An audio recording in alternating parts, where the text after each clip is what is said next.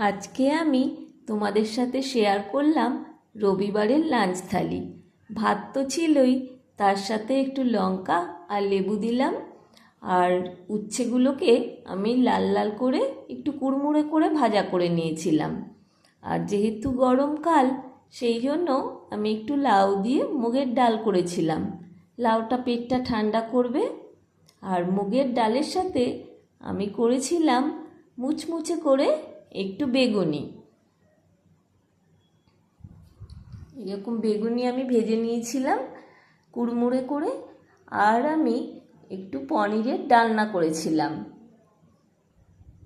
আর কাতলা মাছ আর আলু দিয়ে একটু মাখা মাখা করে নিয়েছিলাম। আর শেষ পাতে আমি করেছিলাম একটু চাটনি। তাহলে বন্ধুরা, আমার রবিবারের লাঞ্চ থালিটা কেমন লাগলো অবশ্যই কমেন্ট করে জানাবে। ভালো লাগলে একটু লাইক শেয়ার করবে।